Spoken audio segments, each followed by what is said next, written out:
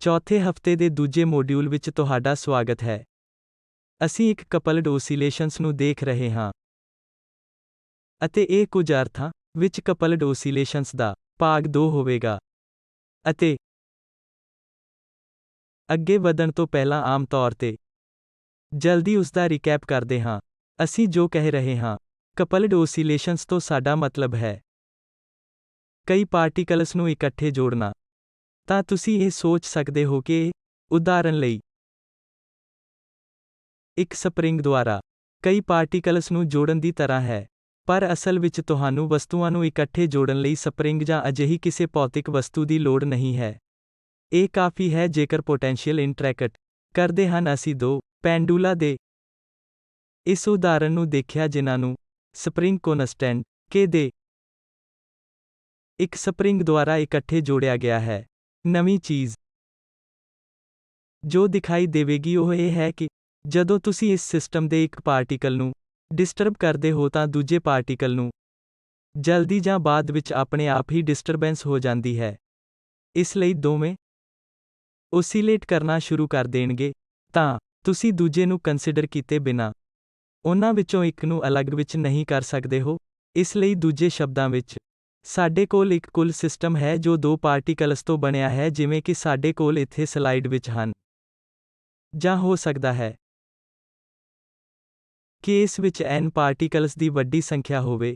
ਕਿਸੇ ਵੀ ਕੇਸ ਵਿੱਚ ਤੁਸੀਂ ਇਸ ਨੂੰ n ਇੰਡੀਵਿਜੂਅਲ ਪਾਰਟੀਕਲਸ ਦੇ ਰੂਪ ਵਿੱਚ ਨਹੀਂ ਮੰਨ ਸਕਦੇ ਹੋ ਕਿ ਇਸ ਨੂੰ ਇਸ ਦੀ ਸੰਪੂਰਨਤਾ ਵਿੱਚ ਮੰਨਿਆ ਜਾਣਾ ਚਾਹੀਦਾ ਹੈ।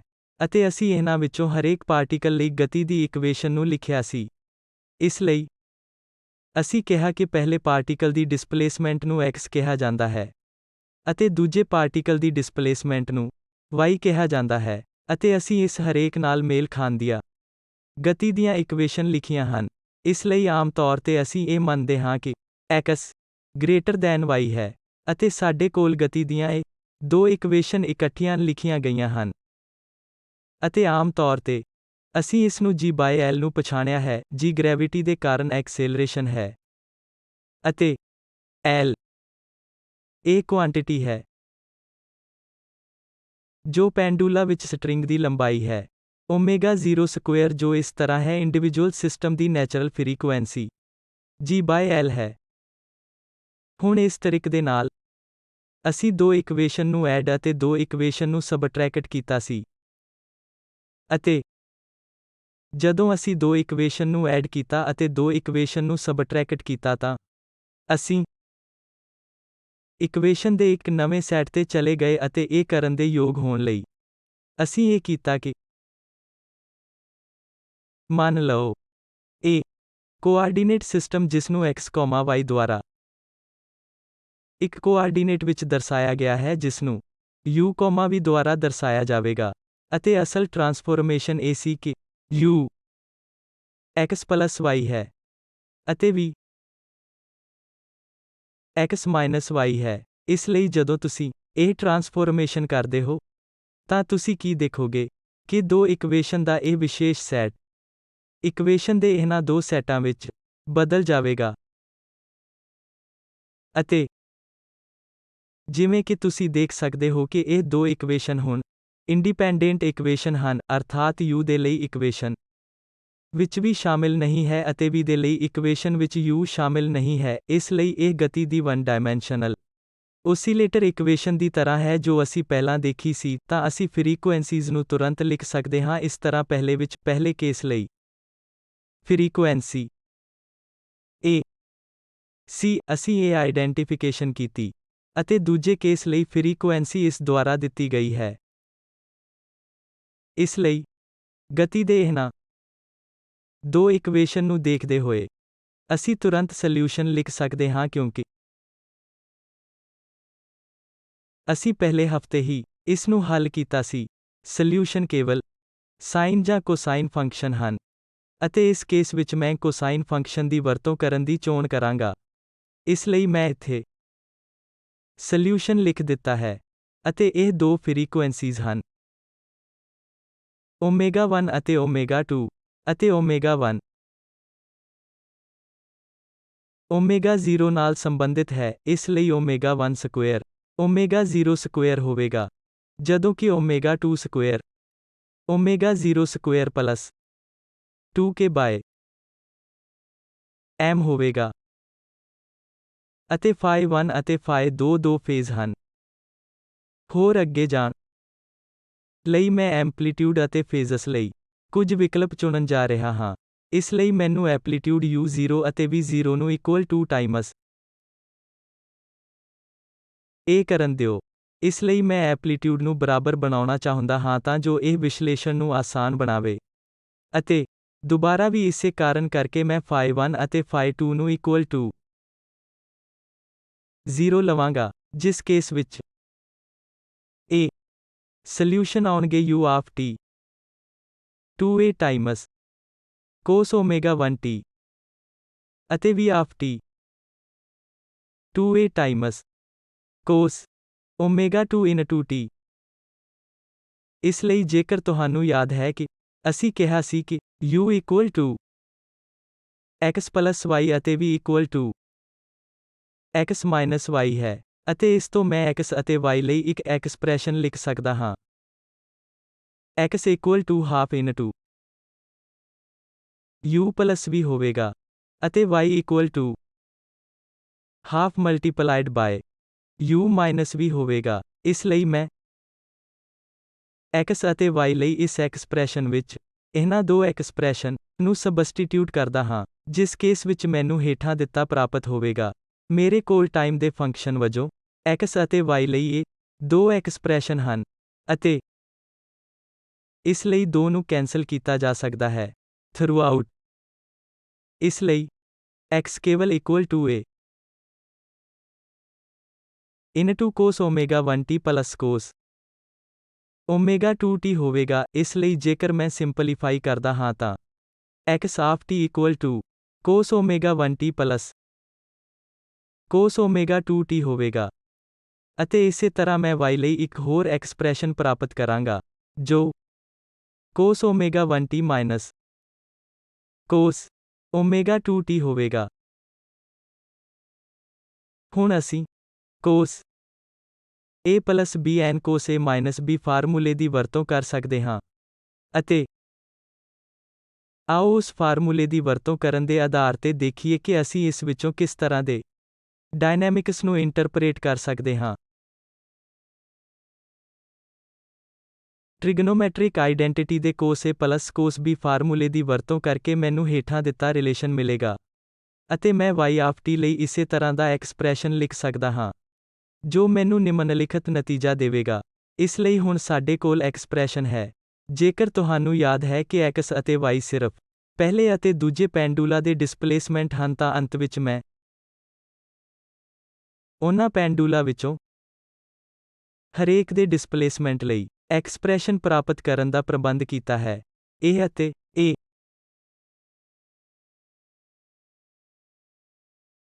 ਸਾਨੂੰ ਦੋਵਾਂ ਨੂੰ ਇਕੱਠੇ ਪਲੋਟ ਕਰਨਾ ਚਾਹੀਦਾ ਹੈ ਅਤੇ ਇਹ ਦੇਖਣਾ ਚਾਹੀਦਾ ਹੈ ਕਿ ਇਹ ਕੀ ਪ੍ਰਗਟ ਕਰਦਾ ਹੈ। ਇਹ ਬਿਟਸ ਫਿਨੋਮੇਨਾ ਦੇ ਕੇਸ ਲਈ ਪ੍ਰਾਪਤ ਕੀਤੀ ਐਕਸਪ੍ਰੈਸ਼ਨ ਦੀ ਤਰ੍ਹਾਂ ਦਿਖਦਾ ਹੈ, ਤਾਂ ਇੱਕ ਅਜਿਹਾ ਕੰਪੋਨੈਂਟ ਹੈ ਜੋ ਇੱਕ ਤੇਜ਼ ਓਸੀਲੇਸ਼ਨ ਹੋਣ ਜਾ ਰਿਹਾ ਹੈ।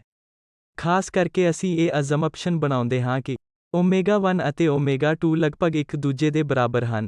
Omega 1 plus omega 2 much greater than omega 2 minus omega 1 ਹਨ। ਇਸ ਲਈ ਜੇਕਰ ਮੈਂ ਮੰਨ ਲਵਾਂ ਕਿ omega 1 approximately equal to omega 2 ਹੈ, ਅਜਿਹੇ ਕੇਸ ਵਿੱਚ omega 2 plus omega 1 much greater than omega 2 minus omega 1 ਹੋਵੇਗਾ।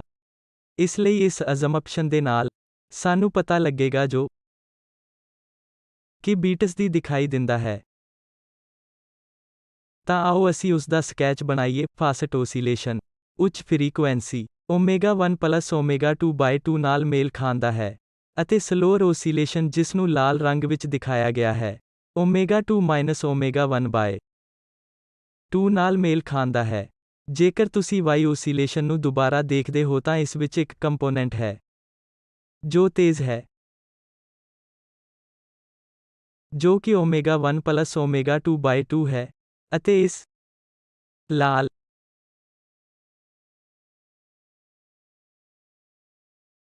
ਪ੍ਰੋਫਾਈਲ ਦੁਆਰਾ ਦਿੱਤਾ ਗਿਆ ਹੌਲੀ ਓਸੀਲੇਸ਼ਨ ਹੈ ਜੋ ω1 ω2/2 ਹੋਵੇਗਾ। ਹੁਣ ਤੁਸੀਂ ਜੋ ਦਿਲਚਸਪ ਦੇਖੋਗੇ ਉਹ ਇਹ ਹੈ ਕਿ ਜਦੋਂ ਤੁਸੀਂ x ਅਤੇ y ਦੇ ਡਿਸਪਲੇਸਮੈਂਟ ਦੀ ਨਾਲ-ਨਾਲ ਤੁਲਨਾ ਕਰਦੇ ਹੋ, ਤਾਂ ਤੁਸੀਂ ਵੇਖੋਗੇ ਕਿ ਇਸ ਪੁਆਇੰਟ ਤੇ ਜਦੋਂ x ਓਸੀਲੇਟਰ ਦਾ ਡਿਸਪਲੇਸਮੈਂਟ ਲਗਭਗ 0 ਹੁੰਦਾ ਹੈ, ਤਾਂ y ਓਸੀਲੇਟਰ ਬਿਲਕੁਲ ਉਸੇ ਸਮੇਂ ਵੱਧ ਤੋਂ ਵੱਧ ਐਂਪਲੀਟਿਊਡ ਓਸੀਲੇਸ਼ਨ ਦੇ ਬਰਾਬਰ ਹੁੰਦਾ ਹੈ। ਦੂਜੇ ਸ਼ਬਦਾਂ ਵਿੱਚ ਜਦੋਂ ਤੁਸੀਂ ਭੌਤਿਕ ਤੌਰ ਤੇ ਅਨੁਵਾਦ ਕਰਦੇ ਹੋ, ਤਾਂ ਇਹ ਕਹਿਣ ਦੇ ਬਰਾਬਰ ਹੁੰਦਾ ਹੈ ਕਿ ਤੁਸੀਂ ਇਸ ਸਿਸਟਮ ਨੂੰ ਊਰਜਾ ਦਿੱਤੀ ਹੈ। ਦੋ ਪੈਂਡੂਲਮ ਇੱਕ ਸਪਰਿੰਗ ਦੁਆਰਾ ਜੁੜੇ ਹੋਏ ਹਨ, ਅਤੇ ਤੁਸੀਂ ਇਸ ਨੂੰ ਓਸੀਲੇਸ਼ਨਸ ਨੂੰ ਸੈੱਟ ਕਰਦੇ ਹੋ। ਕੀ ਹੋਣ ਜਾ ਰਿਹਾ ਹੈ?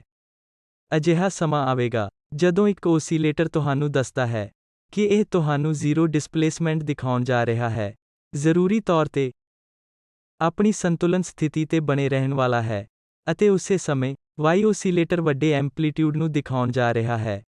ਅਤੇ ਇਹ ਸਟੋਰੀ ਦਾ ਅੰਤ ਨਹੀਂ ਹੈ, ਹੋਰ ਅੱਗੇ ਵਧਣ ਜਾ ਰਿਹਾ ਹੈ।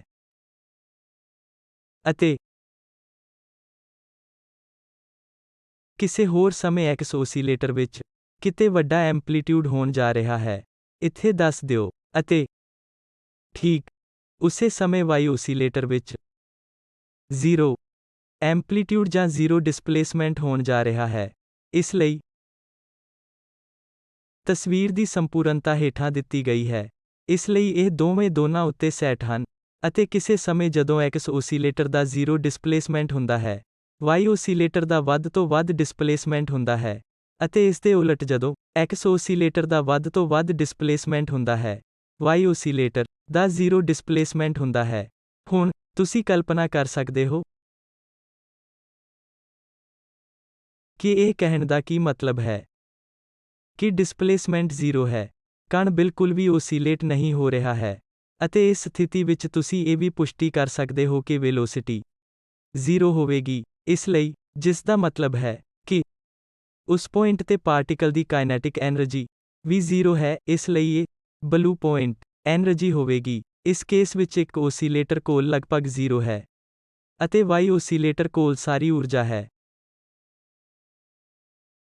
ਇਸ ਲਈ ਸ਼ੁਰੂ ਵਿੱਚ ਤੁਸੀਂ ਦੋਵਾਂ ਨੂੰ ਊਰਜਾ ਦਿੰਦੇ ਹੋ, ਪਰ ਸਮਾਂ ਆ ਗਿਆ ਹੈ ਜਦੋਂ x ਓਸੀਲੇਟਰ ਕੋਲ ਲਗਭਗ 0 ਊਰਜਾ ਹੈ, ਪਰ y ਓਸੀਲੇਟਰ ਕੋਲ ਸਾਰੀ ਊਰਜਾ ਹੈ। ਊਰਜਾ ਪਰ ਸਮੇਂ ਦੇ ਬਾਅਦ ਵਿੱਚ ਜੋ ਤੁਸੀਂ ਦੇਖਦੇ ਹੋ ਉਹ ਹੈ, ਜੇਕਰ ਤੁਸੀਂ ਇੱਥੇ ਲਾਲ ਰੰਗ ਦੇ ਪੁਆਇੰਟ ਨੂੰ ਦੇਖਦੇ ਹੋ ਅਤੇ ਇੱਥੇ ਲਾਲ ਰੰਗ ਦੇ ਪੁਆਇੰਟ ਨੂੰ ਦੇਖਦੇ ਹੋ, ਤਾਂ ਤੁਸੀਂ ਇਹ ਵੇਖੋਗੇ। ਹੁਣ ਸਾਰੀ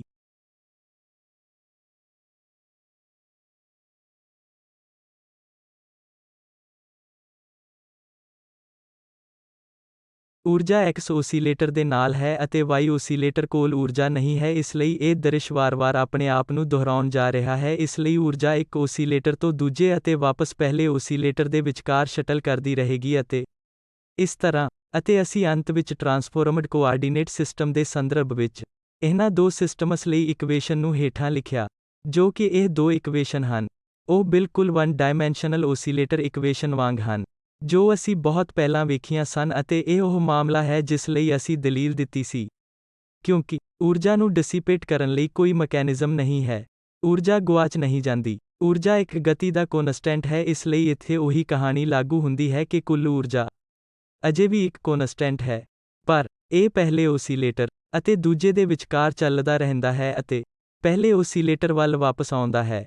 ਅਤੇ ਇਸ ਤਰ੍ਹਾਂ ਹੀ ਇਕੁਏਸ਼ਨ ਦੇ ਪਹਿਲੇ ਸੈੱਟ ਵਿੱਚ, ਜਿੱਥੇ ਅਸੀਂ XY ਕੋਆਰਡੀਨੇਟ ਸਿਸਟਮ ਅਤੇ ਦੂਜੇ ਇੱਕ ਦੇ ਰੂਪ ਵਿੱਚ ਇਹਨਾਂ ਕਪਲਡ ਓਸੀਲੇਟਰ ਦਾ ਵਰਣਨ ਕਰਦੇ ਹਾਂ, ਅਸੀਂ ਸਿਰਫ U ਅਤੇ V ਦੇ ਰੂਪ ਵਿੱਚ ਟਰਾਂਸਫੋਰਮ ਕੋਆਰਡੀਨੇਟ ਸਿਸਟਮ ਦੀ ਵਰਤੋਂ ਕਰਦੇ ਹਾਂ।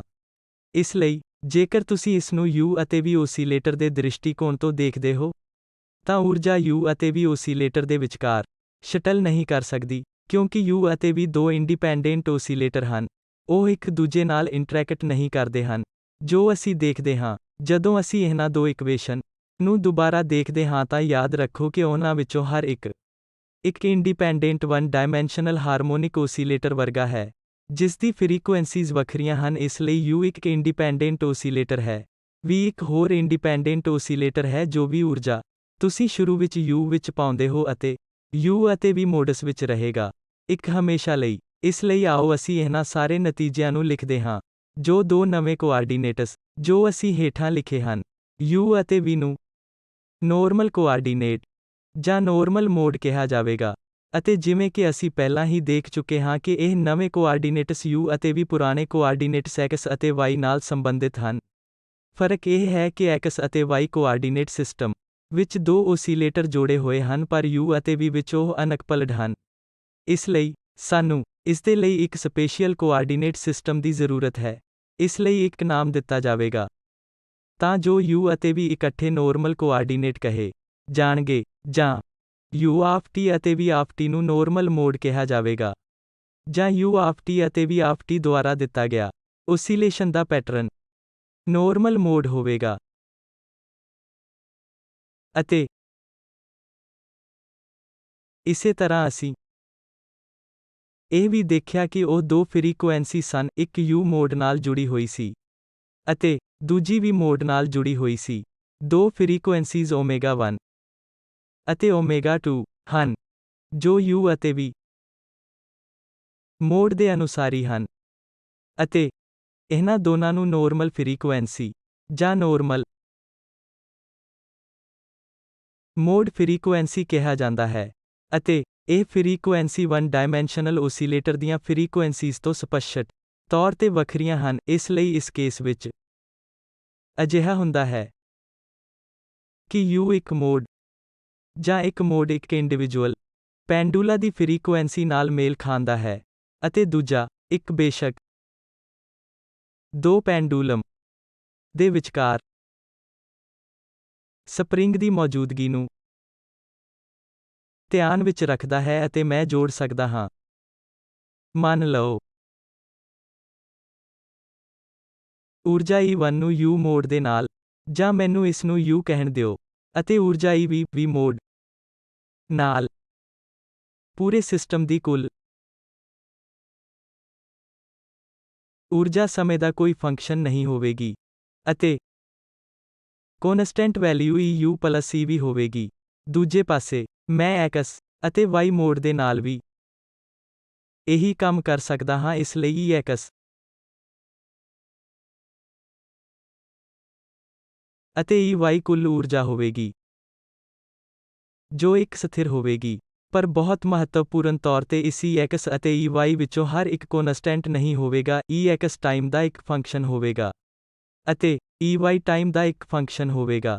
ਪਰ X ਅਤੇ EY ਦਾ ਜੋੜ ਇੱਕ ਕੌਨਸਟੈਂਟ ਇੰਡੀਪੈਂਡੈਂਟ ਆਫ ਟਾਈਮ ਹੋਵੇਗਾ।